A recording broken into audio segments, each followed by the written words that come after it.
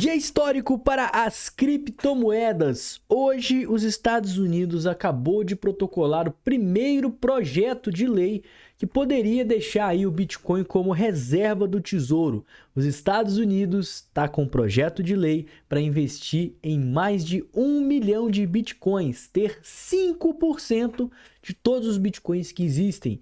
Isso pode ir para frente nos próximos meses, principalmente dependendo do resultado das eleições. Além do mais, o Bitcoin passou por um dia de queda. A gente vai falar mais detalhes aí sobre essa queda, minha estratégia, as minhas posições, logo depois da vinheta.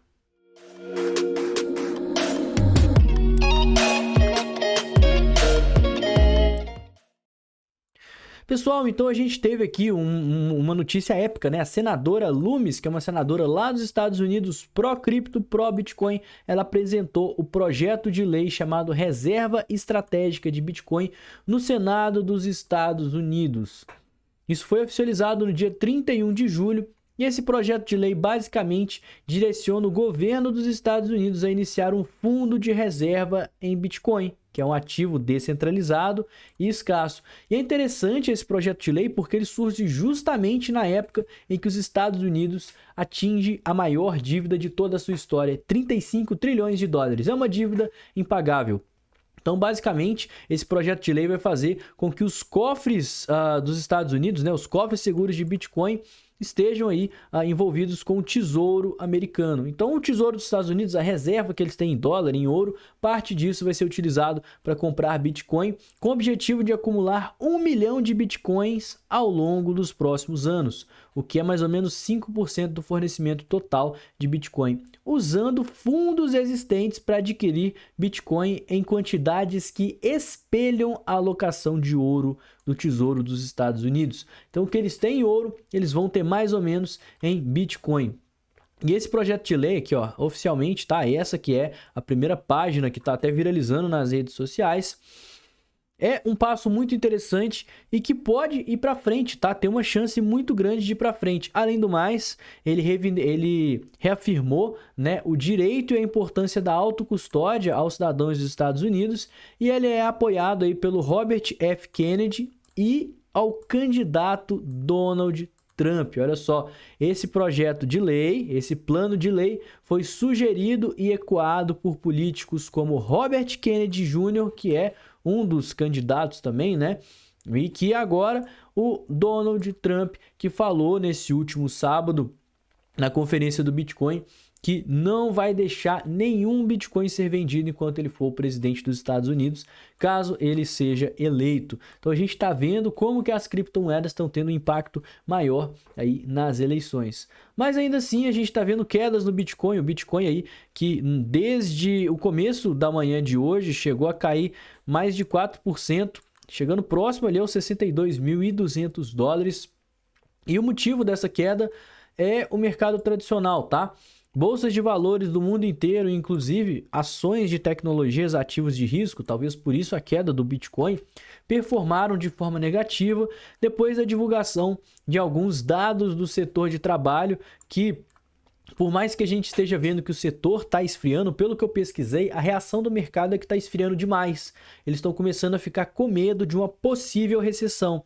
Então, o PMI industrial foi o principal índice aqui levado em consideração, que veio bem abaixo da projeção. Então, a gente está tendo aqui uma retração no mercado de trabalho acima das expectativas. Vale falar que amanhã, na sexta-feira, dia 2 de agosto, a gente vai ter o payroll, que aí é o principal indicador do mercado de trabalho. Eu acho que o payroll seria, talvez, um indicador que, se vier dentro da projeção, vai ser muito bom, porque vai reverter esse sentimento negativo. E na semana que vem, a gente vai ter o PMI composto e do setor de serviço, que esse sim é o PMI mais importante, inclusive mais do que o que foi divulgado hoje. Beleza? E por que, né, que as pessoas estão tendo toda essa precificação? Justamente pelo que a gente comentou bastante no dia de ontem. Não tem ninguém que não acredita que a taxa de juros vai se manter dessa forma. Então, as pessoas estão muito otimistas com o corte e até imaginando mais cortes além do possível. Só que esses cortes, eles podem vir até de forma forçada para conseguir estimular o mercado de trabalho. Então, seria não o soft landing como as pessoas estão imaginando, e sim um hard landing, um pouso forçado para conseguir aí reerguer a economia para que não haja uma recessão. Então, ao invés de conter a inflação e conseguir abaixar a taxa de juros de forma natural, mantendo o mercado de trabalho sob controle, né, dando uma esfriada, mas ainda assim mantendo as pessoas empregadas, ninguém sem passar dificuldade e freando a inflação.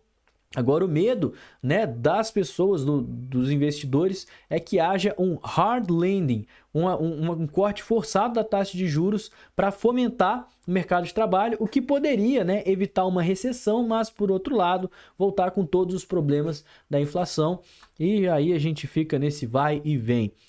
Bolsas do mundo inteiro, S&P 500 caíram pra caramba, ações de tecnologia caíram e, claro, né, o nosso Bitcoin. Vamos passar aqui na análise do nosso Bitcoin, que inclusive, se você não sabe, todos os dias aqui no canal às 11h30 da manhã, eu estou ao vivo analisando o Bitcoin, falando das principais notícias, né, tudo que você precisa saber, passando em macroeconomia, não só o Bitcoin, mas analisando várias criptomoedas, inclusive as que você manda no chat. Então, amanhã, 11h30, eu vou estar novamente ao vivo, comentando os principais pontos, analisando todos os ativos que você quiser e o mais importante, em um contato direto ao vivo com você. Então, a gente troca ideia, eu leio todos os comentários, respondo as perguntas, tiro dúvida, né? Quase que uma consultoria grátis para você participar.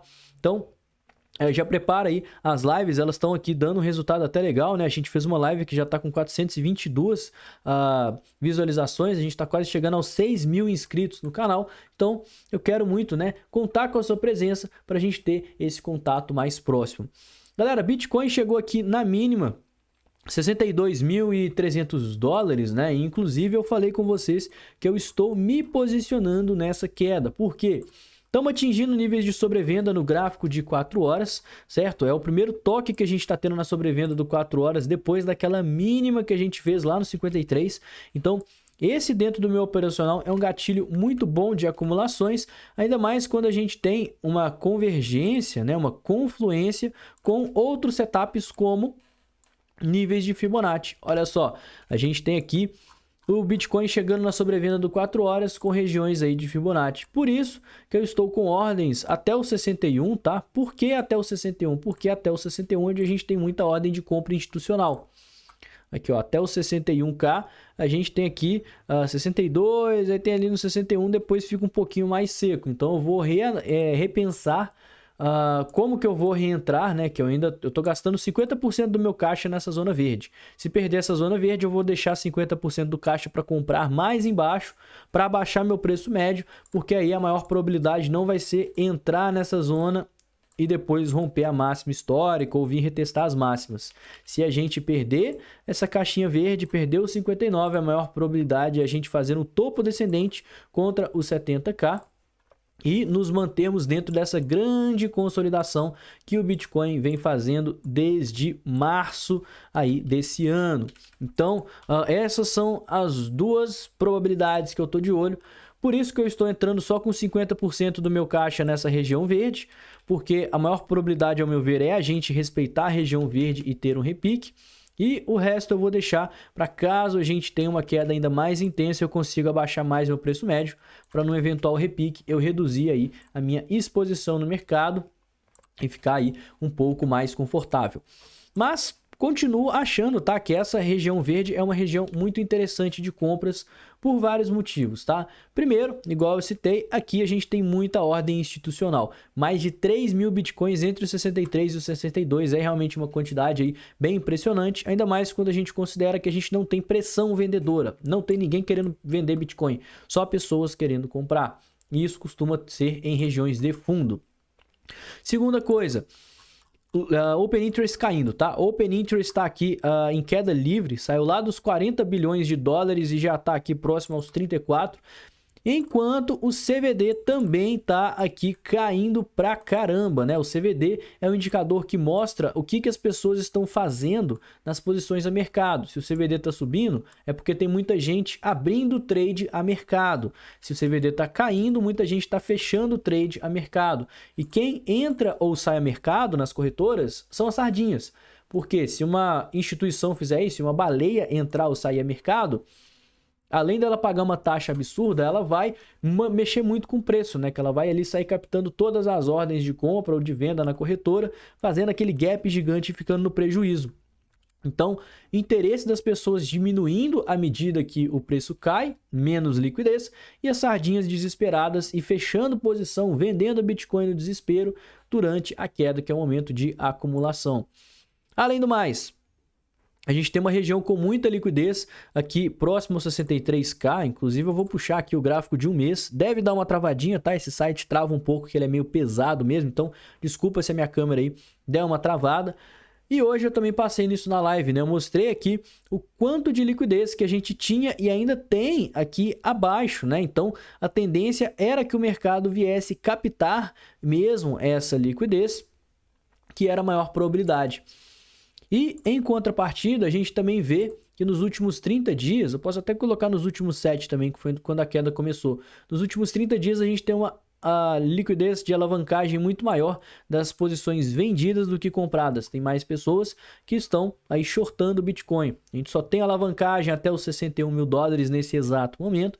Então, para mim, a liquidez está acabando. E se a liquidez acabar, a tendência é que o mercado dê uma respirada para captar liquidez para cima. É assim que as instituições operam e manipulam o mercado. Por isso, eu estou com várias ordens aqui, né? Novamente a minha estratégia, comprei um pouquinho no 64, no 63, até minha ordem do 62 pegou. Eu tenho ainda mais uma ordem aqui no 61, que é a ordem mais forte de todas, mas se pegar, sinceramente, eu vou ficar feliz, né? Porque eu vou estar mais posicionado aqui. Já estou com uma posição em ativa que eu comprei nesse fundo. Aumentei ela um pouquinho nesse fundo. Fui fazendo parciais aqui ao longo do caminho. Então, essa correção para mim é reentrada. Meu preço médio está próximo aos 59. Caso pegue todas as minhas ordens, o meu preço médio vai ficar aqui pertinho dos 61. Se a gente bater aqui 61 e continuar subindo, ótimo, né? Eu vou estar bem com o preço médio no 0 a 0 aqui com o fundo, e se a gente perder o 61 e começar uma tendência de baixa, eu vou conseguir ter mais 50% do meu caixa para abaixar de novo esse preço médio e num eventual repique que deve acontecer, repiques acontecem, né? Nem que seja um repique pequenininho, eu já consigo aí fechar boa parte dessa posição e diminuir ainda mais o meu risco, uma vez que a gente deve continuar dentro da consolidação. Essas são as maiores probabilidades. Não se esqueça do payroll amanhã, certo? E também de acompanhar os dados macroeconômicos. Os próximos 47 dias, qualquer dado que vier fora da projeção pode ser diretamente impactado aqui no sentimento dos investidores, uma vez que está no jogo o corte da taxa de juros dos Estados Unidos. Não é mais manutenção, a taxa de juros não vai manter o cenário dos Estados Unidos ali, não vai continuar conforme está. Cortes acontecerão. Então, essa precificação vai impactar diretamente na carteira dos investidores, o que resulta no mercado. Por isso que um dado que até então não tinha tanto impacto, né? O PMI não estava impactando demais o preço do S&P 500. Na hora que saiu 11 horas da manhã, o que aconteceu com o S&P 500? Exatamente na vela das 11 horas, olha só. Na vela das 11 horas, uma queda forte. Então fiquem de olho nisso, qualquer novidade eu atualizo vocês, não esquece de deixar o like, verificar sua inscrição aqui no canal, conferir os nossos apoiadores, a corretora BingX que eu utilizo para fazer as minhas operações de investimento. Além do mais, tem a Token.com, a rede social das criptos, e eu vou ficando por aqui. Tenha um excelente dia, uma ótima semana e valeu, galera! Falou!